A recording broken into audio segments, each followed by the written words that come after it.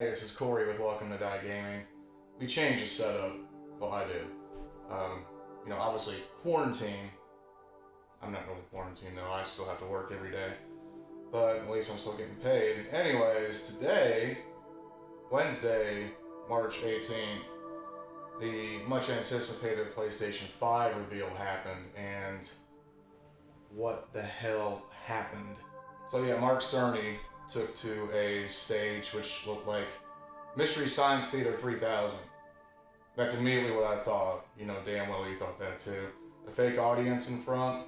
I mean, it took me a second, but come on. And this is coming from Sony fanboy. I wouldn't say fanboy, but it's strongly preferred. But, things have kind of switched around here. Microsoft kind of has the top thing with the Xbox Series X now. If Microsoft has two consoles with one closer to what the PS5 is, and then their super one that could cost $1,000 at this point, then it's kind of moot. But Mark Cerny came out and basically what was not really feeling like a fan event. This was an event they were supposed to have at GDC, which of course got canceled because of the reason everybody's locked down. The conference is the Game Developers Conference, and this was clearly a developers meeting. It's really all there is to it. The average fan isn't really going to understand this terminology. The big things that were brought from this event was, yes, Sony released the teraflops, which is kind of everybody back in the day was all 16-bit, 32-bit, 128-bit, stuff like that. And at this point, everything now is just on 256-bit architecture. So things have moved on from that. And at this point, there's Batman. So the teraflops from Sony came out to be about 10, whereas the Xbox Series X is 12. What that does is combine the processor speed, which is a CPU. That's what processes all the information. So a lot of stuff on screen to get that information over there is done that way. To render the actual graphics is the GPU. That score is comprised of both of those put together. So that's going to hurt in some degree for Sony, certainly. The big thing they pushed as soon as it started was developers wanted a solid state drive, which is a hard drive, which reads and writes information a lot faster. Xbox Series X is going to have this too, and it looks like on this one, this is possibly soldered on the board. They will have an advantage on that in terms of their computing and processing power. It's going to be faster, but you're also basically only getting an advantage on maybe a couple of seconds of load time. It's still going to load quick. It's going to load quicker than what's available here, but it can also bring the information out quicker for large-scale games. But what we're going to run into with this is the fact that multi-platform titles aren't necessarily going to take advantage of that. There's a common denominator for games like Call of Duty, Madden, Final Fantasy when it hits, Resident Evil, stuff like that. There's a common denominator where one's going to write code for one system and then it's going to be ported to the other. And in this case, you got to wonder if maybe they all go Sony and then the higher fidelity graphics will go over to the Xbox. There's no telling at this point. Sony preaches about their solid state drive and their ability to read memory really fast. That's great. There might be an underlying aspect here to where they're able to actually pull a better visual experience than the Xbox because it's other aspects combined with the graphical power. Now, the speed of the graphics processor, I think, was like 2.3 gigahertz on the read speed, or 2300 megahertz. That's fast. that's faster than my 1080 Ti that I have in my PC, and that's just with the graphics card. The processor goes at 3.5 gigahertz, which is kind of low end. A lot of the processors get that at base without boost, but Mark Cerny kept preaching about boost.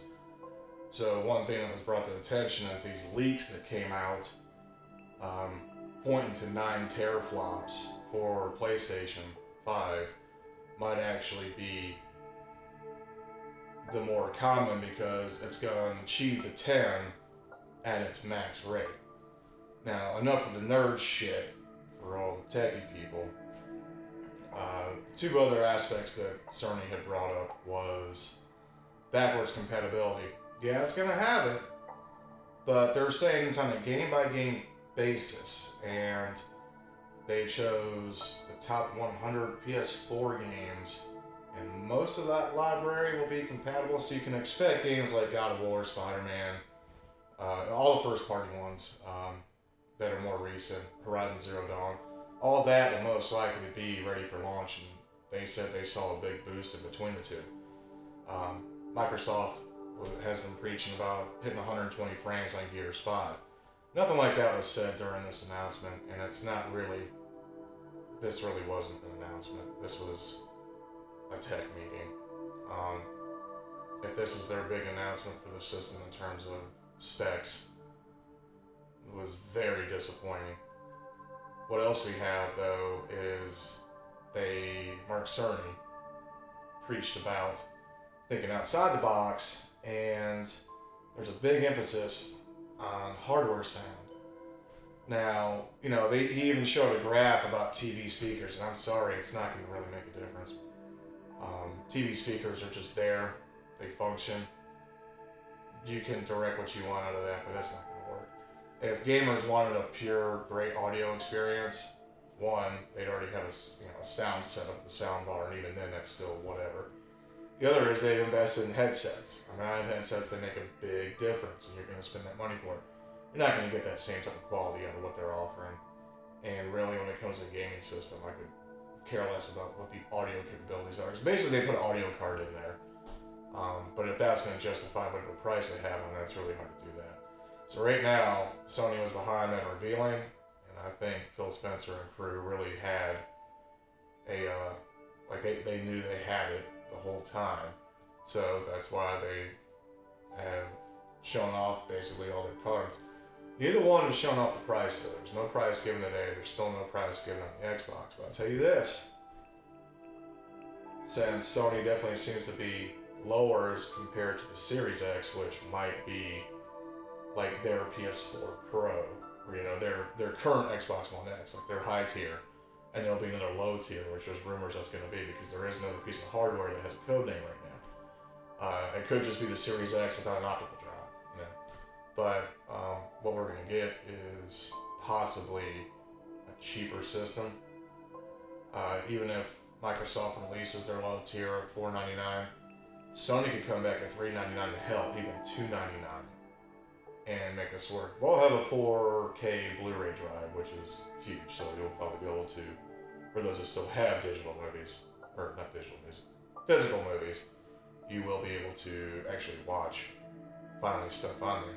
Personally, me, I'm not going to get rid of my PS4 Pro. I still have my PS3. Unfortunately, it's yellow lit, and I have to do all the weird stuff and put the board in the oven and stuff. I haven't done that yet.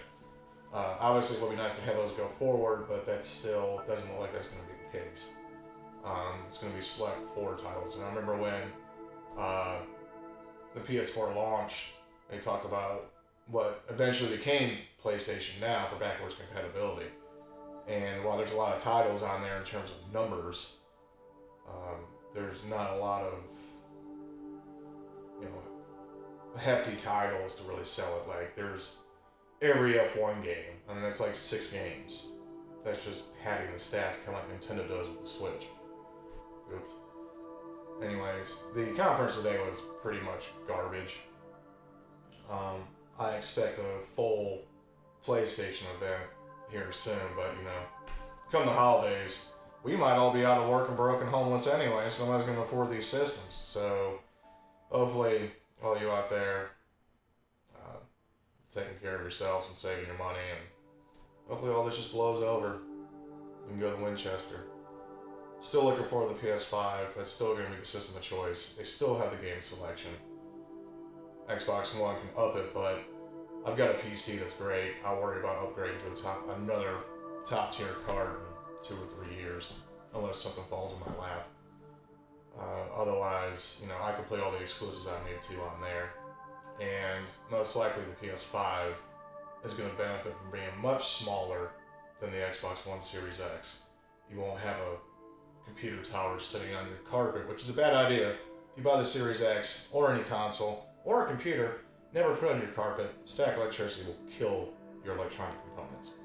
But again, personally, I'm sure Rob agrees, I'm sure Joel agrees, that PS5 is still going to be the personal way to go, mainly because the exclusives. And again, if we start seeing more games from PlayStation on PC, might not be buying a console at all. At that point, there's really no purpose. So, anyways, that's my thoughts. Thanks for watching. Take care. Follow us, like us, do all that garbage at Welcome to Die Gaming Show on Twitter. And of course, Welcome to Die Show on YouTube. Anyways, thank you.